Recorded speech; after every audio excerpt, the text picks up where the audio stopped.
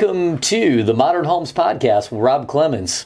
Frank Dominick. And Frank Dominick. We are back for this show today. Today we're going to talk a little bit about new construction. We're going to talk a little bit about home value and so forth. And we do this a lot, Frank. That's not exactly like I'm breaking the world with that.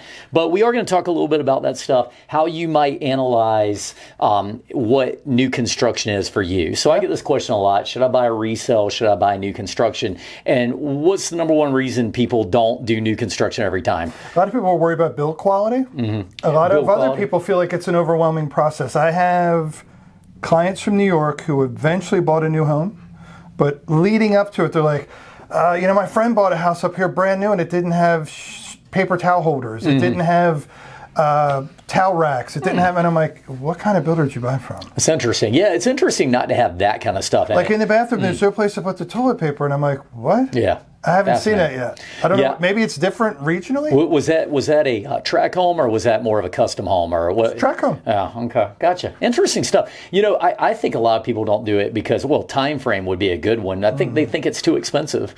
And with the modern market, the way that resales have been, it's really not that expensive comparatively. Not to get at least a track style home. We were at the convention this past weekend. So the state convention for South Carolina was in town, and we had a great economist talk. Nice. And he had some things in there where he talked about a couple of factors in the market that I don't think people are realizing. Number one, the thing that's driving our resale prices so high is a lack of supply. Yes. And demand is high. So he said what that's doing is that's driving up resales. And he said what we need is more of what?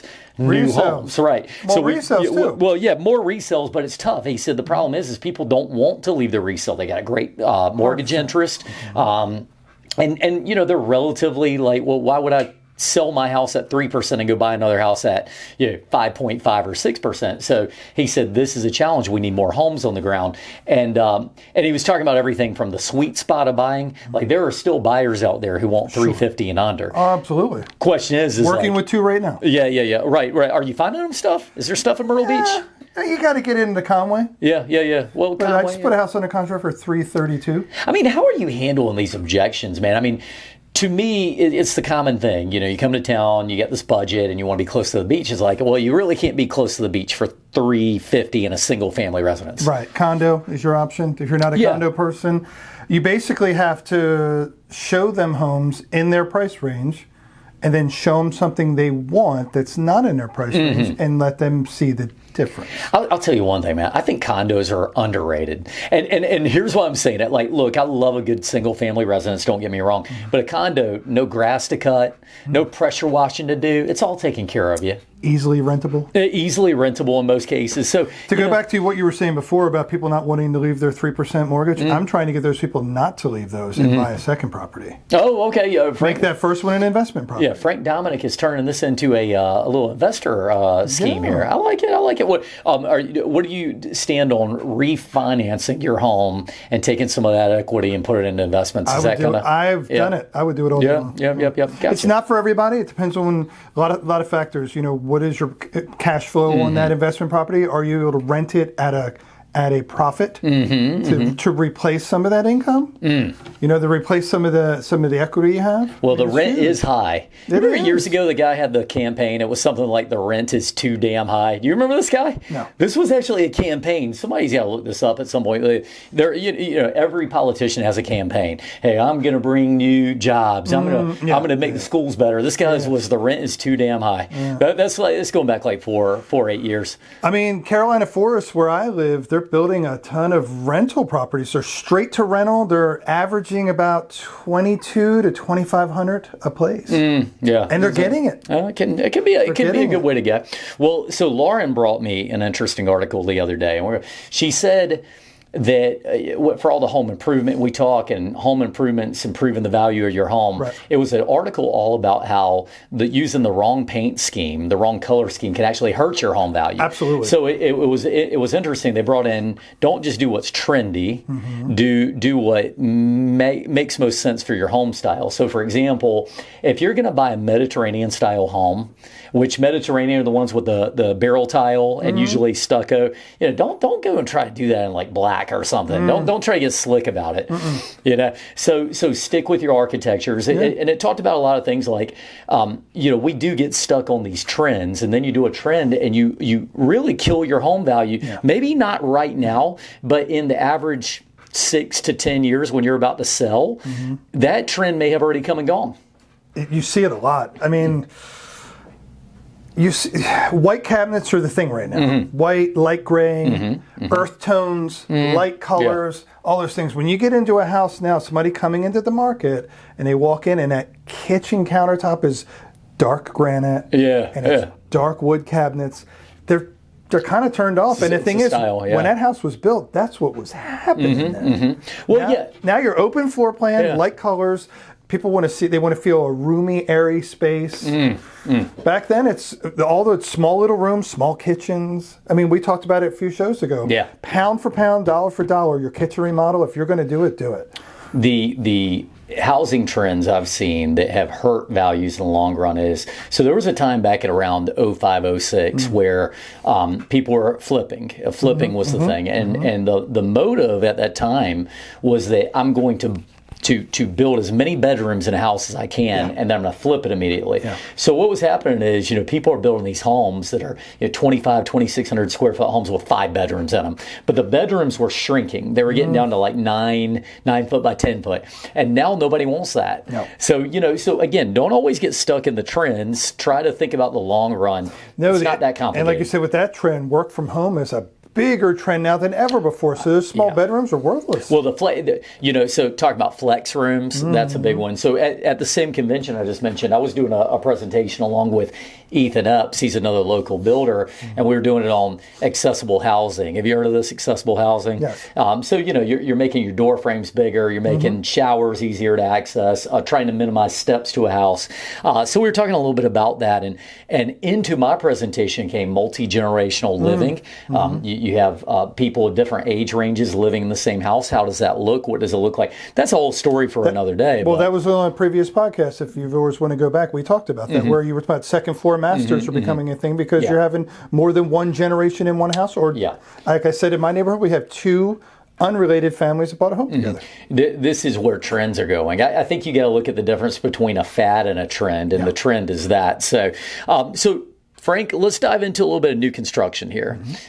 We get this question a lot, and people will say, anytime somebody tells me they're thinking about moving to the area, it would be remiss not to ask the question, have you considered building? And a lot of times you'll get these answers we talked about. So I have a couple of things on my list that I always recommend to people. If you're sitting at home, you're thinking about building, here are some of the things you need to look at. And feel free to comment on these as we go through. Number one, obviously, what's your budget? And as we said, you can get into a rebuild or a new build for the price of some of these expensive resales. So that's okay.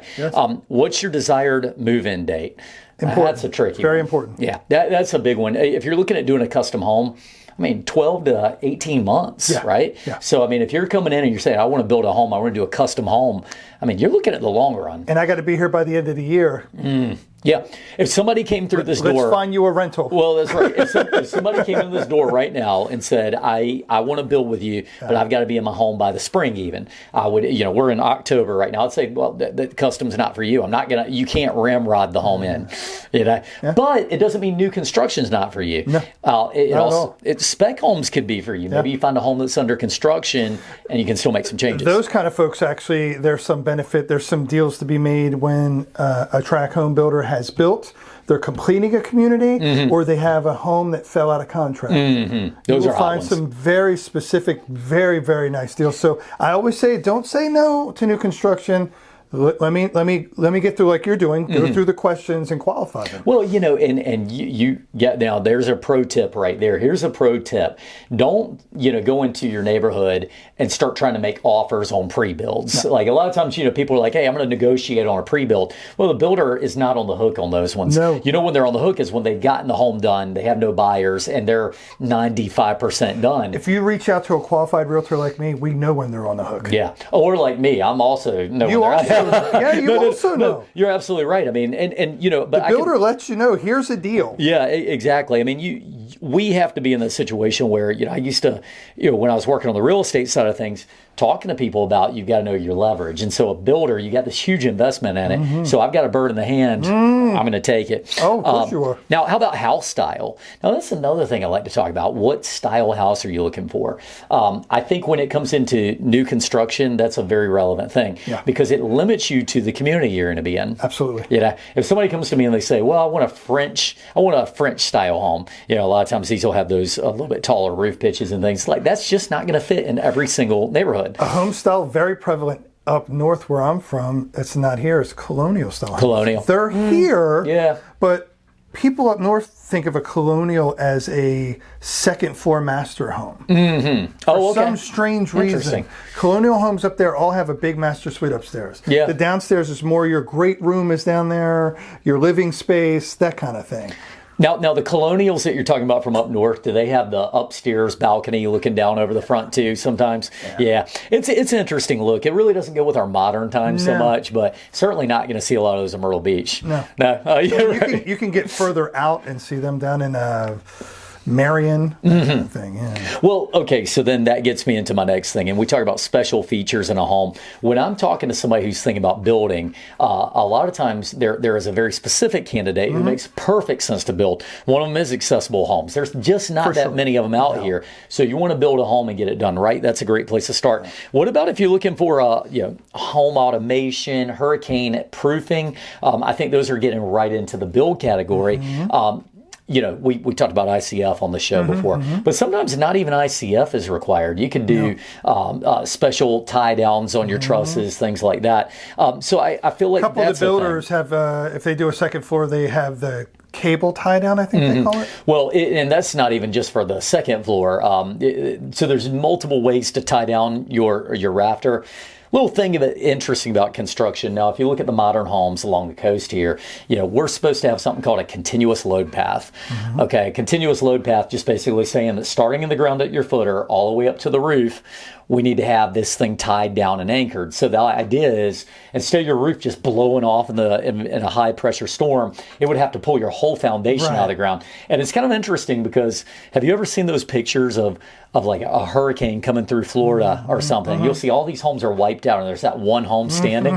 It's not a paranormal. Not by chance. It's not a paranormal or maybe it is a blessing, but more often it's because they used advanced building principles. So I'll talk to people about it. I'm like, what is your budget? But once we get over that budget hurdle, we can start talking about things like ICF construction and different kinds of wall systems and things like that. So interesting stuff. And on that note, your average person, you're sitting down doing a consultation, how many people dig into the ICF? Because we talked about that before. Everybody loves it until they hear the price. I mean, look, there's no way, and look, we talk about affordability all the time. Housing affordability is one of the biggest things in this country that we got to get a hang on for our next generation, for renters. I mean, look at higher prices lead to higher rentals, right?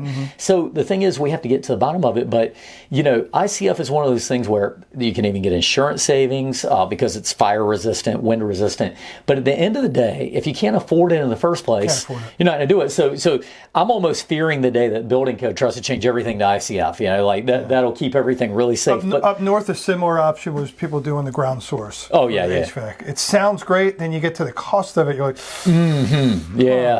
My CR rating's the same. It's just a little bit more energy efficient. They start doing that. You could see the mental judo going into their head. They're like, It's like any other investment. It's a great investment. But it's got to work for you, like you said. Whenever I look at those things, I mean, I honestly look at it like, what is my money really geothermal doing? is the term they use. I was going to kind of make that comment, but if you spend, and tax credits aside, rebates aside, any of that stuff, if I'm going to spend an extra $15,000, we have two things you're going to look at. So if you're ever thinking about making a home improvement that can save you money, there's two things you're going to look at. How long does it take me to get my money back? And what's my return on investment? They're two separate things, and I see them get intertwined. They do get intertwined. To me, it's like, return on investment is... It's a long game. Well, not even that. I look at it like, okay, I've got $20,000 sitting in the bank. Let's just use this thought experiment. And if it's sitting in the bank, it's losing money because of inflation. Go back in 50 years and see what that $20,000 is worth, right? But if I put it into something that is going to generate me savings or income, well, that's my return on investment. I used to show with solar, I could show an 8-9% return on investment. That's not bad. Nope. Now, that's not your payback period. Your payback period is what we're talking about. Well, it took me 15 years to pay back the initial. But if you look at both of those and they make sense, it's great. Sure. ICF will do it, but it's just a long payback. It's a long payback. Yeah. So good stuff. Well, Forever Home, great choice. Forever Home, great choice. Look, and they're the way insurance rates are anymore, there could be a time where you get major discounts for it. Right now, I think they're still a little light. Yeah. It's getting there though. It is. After the hurricanes we had recently, oh man. Well, like I mentioned in a previous episode, with some insurance companies not insuring anything built before a certain year. I mean, and you mentioned that, and I didn't like it when I heard it. I even like it less now. It's always like, hey, I want to get all these profitable things. I don't want to take these non-profitable things, and I get it. But at the end of the day, it's like, hey, wait a minute, you insurance companies are in it just to make money, aren't you? Right. It doesn't sound good, but I mean, it's not a return on investment for them. Well, yeah, It's a losing endeavor. Look at all the insurance companies that are getting out of Florida when they can. Well, okay, crazy. So terrible down there. I feel bad for those people. I've looked at some of these insurance plans, and realistically, they are money losers. Yes. When you put in so much money, and then you look at how much money they have to pay out, and they find themselves in the red, that's not a good business model at all. So, yeah. I'm not about it. I'm with you. I think back in the day when there was probably a time frame where it was profitable, but I think that's what we always talk about. Costs are directly reflected. They cross all paths. One thing can't rise without all the other ships coming up too. That's it's unfortunate. Right. Labor costs, material costs. I mean, we talk about it. People came down here a handful of years ago. They had $300,000 cash. They're buying a really nice property here. Yeah. Now you're looking at.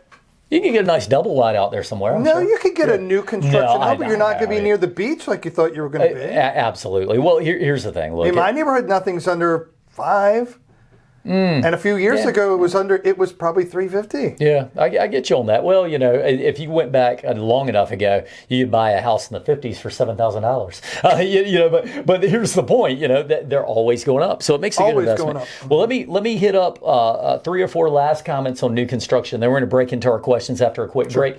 Buying new construction, energy savings, check. Hurricane proofing, check, because the building codes have gotten more stringent on that over the years.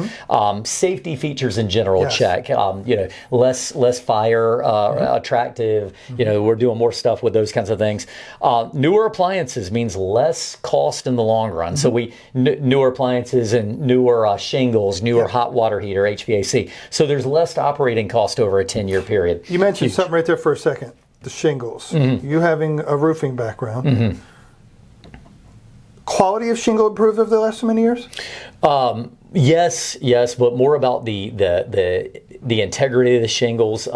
Look, at the end of the day, it's a funny argument. If you ever talk to an old timer, and when I say old timer, I mean go talk to your grandparents sometime. Somebody who lived, who was up and living during the 40s, 30s, 40s, whatever, 50s. And they'll talk about the bones of the house being better. And in some ways that's true. If you look at some of these old constructions, the lumber was a little thicker. They're just doing things that were a little less efficient, but they were very strong and stable.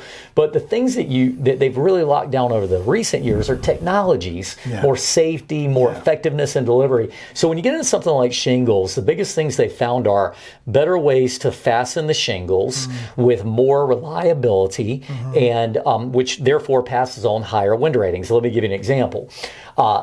The old method of let's get a stronger or a more wind-resistant shingle might have been, well, let's just put a heavier shingle on, which would be very expensive.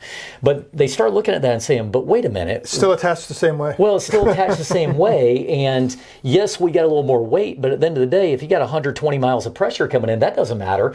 So they said, what if we could keep the shingle from breaking the seal as easy? So instead of that first one popping up like this and then creating a little wind, a little kite, if you will, what if we could keep that from happening? So you look at better sill.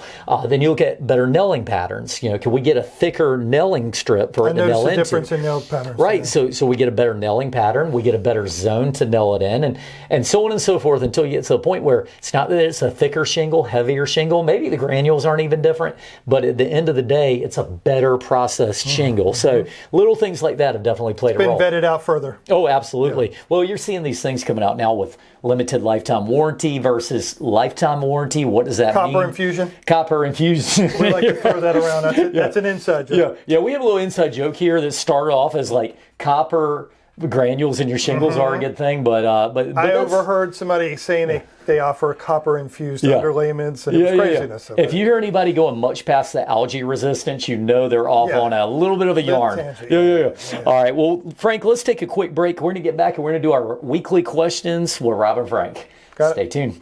Welcome back. We're ready for our questions. Before we get started, we do want to thank our sponsors of the show. It is Carolina Crush. They are playing music all over the Grand Strand, led by yours truly. I don't know. Do you guys have a leader, Frank? We do. We have a lead singer. Okay, well, but we all take a leadership role in some way. I do a lot of the marketing promotions. Okay. Well, so we do appreciate you guys being the show sponsor for this week. And Frank, tell us a little bit about Carolina Crush. We're a classic rock band playing in the local area. 4 of us formed the band. 3 of us are from up north. 1 is a local guy, one of the few local guys I've met on a music scene. Nice. It's our drummer. But we're playing the Javelina in Murrells Inlet Friday night, and which will be the 25th, and then Sunday the 27th we'll be at Conway 810 Billiards. Very nice, man. Very nice. That's a good spot. Are you guys? Do you take requests and stuff at your shows, or sometimes? Okay. It's kind of tough because you got to have a rehearsal time. Our singer is currently out of town right now for basically 2 weeks. So we have a lot of time. When we don't have time to practice, we don't have time to add new songs. So it depends if it's something we've all played. Yeah, we'll do it. I'm with you on that. One thing you might take a cue from our good friends over at the Greg Rolls Legacy Theater. They have a set of songs you can choose from. Not like, just don't go crazy on us, but, pick from these 30, 40 songs and you can pick your favorite one. We're probably up to about 50 Nice, songs. Man. 50 songs. God, next year at this time when I talk to you, probably be up to 150 songs. I don't know about that. Maybe not. Sometimes you drop from the set. Oh, well, that's fair. Yeah, it's almost like your greatest hits of, like your top 50 or whatever. Want the heavy hitters, they call them. Very cool, very cool. Well, thank you again to our sponsors. And also, I'll go ahead and throw this plug in. Check out the Grand Strand Humane Society. They're going to be over at Market Common this weekend, this Saturday, and they're doing a charity walk. I don't know if they're charity run as well, but they're doing a charity walk for raising money for pets. And you know what fans of pets we are over at both the Modern Homes Podcast, Carolina Bays, Leader Mentality. But we always want to help. So Carolina Bays is a sponsor of that. We put in the money there. We may or may not have any representation there, but go check them out, man, and save a pet, get a little exercise. You can't go wrong with that. Yep. And for clarifications, October 25th and 27th. So if we come out this week, it's next week. Okay, and he's back on Carolina Crush, but still, this Saturday is the Grand Strand Humane So we cover both weekends for you folks. Okay, I can see the steam coming out of your ears there. You were thinking about gears are grinding. Yep. All right, cool stuff. Well, okay, so let's get into this week's questions with Rob and Frank. Frank, I'm going to start you off with a little bit of something. So, question for home value. People have asked about what is better. Is it the size of your yard? Is a big lot more imperative down in the Myrtle Beach area? Or is it to your advantage to have a bigger home when it comes to future valuation of your home? Typically, it's a bigger home. Okay. Typically. I mean, not always. It depends on the buyer, but typically people are coming here for a more relaxed lifestyle. So if their relaxed lifestyle involves outdoor entertainment, you might want to have some sort of a backyard, but a large backyard like you would see up north, not as important. Interesting. Everybody thinks they need a big yard here, though.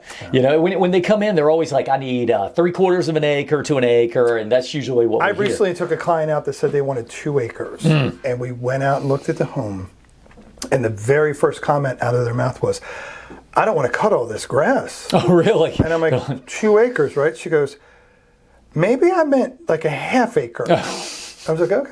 She's looking at that. That's a lot of footage right there. Well, yeah. We joke about it. Sometimes it's just an awareness thing. Like when you say people blow out a wall. Sure. That's an expensive endeavor, especially if it's load bearing. Yeah. Especially if it's a structural. But same as the land. I think people hear the term acre, half acre, 2 acre. It doesn't sound that grand to them until they see it. Like I have a little under a half acre. It's a big yard. It's a pretty big yard, and it is all relative. By the time you come down here and you realize that everybody's lots are similarly sized, you realize that it's not like setting you back having a smaller lot. And I used to do this thing with even homes. 2 spacing related things with homes. When we're doing room additions, a lot of times I'll talk to people and I'll say, how big do you want this room? And they'll say, well, we're looking for at least 30 feet this way and at least 30 feet think that way. And what I have to do, that doesn't sound that big to them. And I will literally... Huge room if it's a bedroom. Well, any room is big at 30 by 30. No, well, even a big living room right now is 20 by 20. So what I will do is I will literally pace 30 feet away from them, and I will say, look how far away I am. And they'll go, oh, wow, that is a lot bigger. Let's size it down and get back to usable. So to your point, people do think that. The other thing I'll tell you, this is a pro tip. If you're ever building a home, since we talked about building on the first front, when your foundation is poured and you first looking at that home, and all you can see is foundation, it always looks smaller. Oh, always. I've had so many customers call me in a frenzy over the years and go, I just got to the house. I think we made a big mistake. It's too small. Wait till those walls go up. Oh, my gosh. And they immediately, it's an eye perspective. 100%. I was going to say, perception is a huge thing to overcome or to account for in buying a home. One, for example, is definitely... and this is not a sexist thing, but it's on average. Men, less than women, have the ability to see a home completed with zero furniture. Women can see a lot of that, but not even too many women can see an empty house and picture it. You know, I understand what you're saying, but then again, and I'm gonna staging goes a long way. Well, I'm gonna challenge that a little bit just by saying this. You know, who are the best interior designers though? They're again, we're not stereotyping anybody, but if you go talk and you call a random interior designer, a lot of times it's female, and they have this great spatial depth when it comes to that. So you know, it's tough to say. But the average person, like I said, men are bad at it. Seeing an empty home and picturing a home. The women are better at it. Yeah. But when you flip that and you see a new home under construction. At that point, it seems to me that men visualize it better because they can see the workings of it, and I just think it's how our minds work. Well, yeah, I think the black and whiteness of the way that a lot of guys look at things. No, I agree with you. I understand on that. Because painting, the color of the paint doesn't really matter to much men. We had that comment. You said, I said, when do you paint the house? When your wife wants to paint it. Yeah, I think I said, as long as it's hot pink, I'm all in. No, I remember this conversation. Well, that's a good tip, and I appreciate that because I think there are sections of the country where they'd say the bigger the lot, the better. But what you're finding is really get the creature comforts in the home, create that little extra space in the kitchen that you can entertain 100%. In, and don't worry so much about the lot. In our area, we're talking about Myrtle Beach. A small lot, like I said, having a lot that's a 0.3, 0.2, it's not small here. Yeah. No, unless you're going out into some rural area. I mean, in Conway, maybe Loris, you're looking at a smaller. But here in Myrtle Beach, do you know anybody that has an acre lot? Oh, yeah, I do know some, but they're just going further and further in between. We built a home years ago for a lady with 5 acres, believe it or not, in a place called Wilderness Plantation, and you just can't find those anymore. But she wanted to have a barn with horses and the whole 9 yards. But here's the irony, and we're talking, again, I got to keep going back to, we're geographically featured. In our area, most of our HOAs don't allow that anyway. So, and if you want to get a decent lot, you're in there. So anyway, well, let's move on. What's your question for me? This question kind of goes into what we already kind of discussed, but the terminology hurricane bolting, hurricane bolts. Relevant, not relevant here? I think there's a lot of misunderstanding of what hurricane bolts mean. What are hurricane windows? I feel like you really got to be careful in the way that you talk because hurricane bolts could be anything, guys. A bolt is a bolt. It's only a hurricane bolt when it's attached to your footing, embedded properly, and properly holding down your bottom plate and strapped to everything else. So what is a bolt? What's a hurricane window? Well, all windows in our area by code right now are hurricane. In the sense of, what are they doing? They're holding up to hurricane wind. They're holding up to hurricane It's the Miami-Dade rating, right? Is that what it is? No. Miami-Dade is when you're getting into more like, we're talking about impact rating as much as anything. Impact. But then you get into impact windows. And I hear a lot of people, they confuse people by saying things like, hey, these are hurricane windows. And it's like, well, they are. They're wind and rain resistant, but they're not impact resistant. And the reason I corrected real quick there is the best wind codes, the best things, they usually refer to Miami-Dade. And it's normally, I'm not saying all the time, but it's normally in conjunction with talking about storm protection. So they'll say, hey, I have these fancy storm protection panels. Hey, have they passed the Miami-Dade code? And when they say, yes, they have, well, then that means they're probably good everywhere in the country. So, but when I received that question, I kept it for you. But what I took from that question, what they were asking, you covered already with the lagging system that we were talking about from the foundation up. Well, the bigger thing is, if your home has been built in any modern time, and I mean in the last 15 years, you've got hurricane strapping, you've got all kinds of hurricane resistance, which is based on the building code. Your engineer has already designed that. So sometimes people, it's almost like you use what you have as a builder. Hey, I'm adding all the strapping and I'm adding all this. It's like, yeah, your engineer made you do that so you can pull your permits, you know. But at the end of the day, it is a good thing. Not so much a feature. Well, look, it's a requirement. I'll tell you something that was kind of interesting. There used to be a loophole in some of the older building codes where we could design a home as something called a partially enclosed structure. And what that would mean is all the windows in the house could blow out and your roof would still stay intact. And so we designed shear walls and extra strapping and all this. But what that would allow us to do was we didn't have to give you storm protection for your windows. And that was actually allowed in the code. It was called a partially enclosed structure. Well, at some point in the more modern code, they said, wait a minute, time out. Yeah. So all your windows blow out and your roof doesn't blow off, but your house is destroyed, right? So you have a shed. Yeah, right. Now you have a really fancy screen porch. It's your whole house. But anyway, so the code, and this is what we mean when we talk about why build new construction. Well, it is usually a little better, but there's limits. So anyway, great question. It's really weird about the perception of that. Some people view new construction as they see that one news story about some builder who had homes blow over because things were missed. They had a bad sub, those kind of things. I mean, a custom home could have issues too. I mean, it's the nature of the beast that anytime there's a possibility, it's possible. Let me give you an analogy. You've got the finest steak in the world, the best cut, your prime grade of the best steak out there. And Frank used to own a restaurant, so you know where I'm going with this. If you get somebody out there that takes that steak, puts it on, cooks it till it's charred to a crisp, you say, oh, that was just terrible steak. Yeah. No, you go, that's a terrible guy who made it. My favorite analogy, too, similar to that restaurant, I went to some place one time, my wife and I stopped while we had our restaurant, and we ran into a client of our place there. It was our one night we were out together, and he's like, I was like, I've never been here for, what do you recommend? He's like, the Kobe burger. It's unbelievable. First off, it was Wagyu. Okay. Kobe's in Japan. Okay. But secondly, you're going to take this fine, perfectly marbleized meat that's basically raised to be cut into a steak and grind it into a hamburger. Think about it. Yeah, gosh. I'll take a regular burger. For half the price. Right. Well, yeah, what are we doing here, people? It's crazy. Right? I get you. Well, all right, so let's jump into a question for you. And we got time for two more questions, one for you, one for me. So I was asked recently about the pros and cons of having a waterfront lot. And by the way, let's make sure I'm clarifying. We're not talking about oceanfront per se. They're saying waterfront lot. What are the pros and cons for somebody who's looking at like on a retention pond kind of thing? Oh, retention pond, a river, whatever it is. What are the pros and cons? More pros than cons, if you ask me. Okay. It's going to add some value to your home. If you go into a new development, which is my new construction, you're going to pay a premium for water view, as I know, because I just bought a rental with a water view. Yeah. That now has a water view. Wasn't much, but it is definitely a lot premium. Secondly, it's tranquil. Nobody's building behind you. That's another advantage. There you go. Cons, depending on if you have a fountain or something that'll make the water move. The pond that's behind my rental is not. It has draining in it, but it's constant motion. Still water, you're going to get things like bugs. That's going to be your biggest drawback. That's right. The other thing you might see is maybe a gator here and there, or some geese that are in your backyard. I've got a gator story for you. Now I've only seen one, and it was in Georgetown. I'm going to tell you, there's a few things, but before I get into it, I do want to talk about a gator. I'm out at a person's house measuring for an addition, and I get out to their house, and a couple of the things you just said. First of all, they had the beautiful pond. They're looking over this beautiful pond, but the water was stagnant, so there's algae all over the pond. You could barely see anything.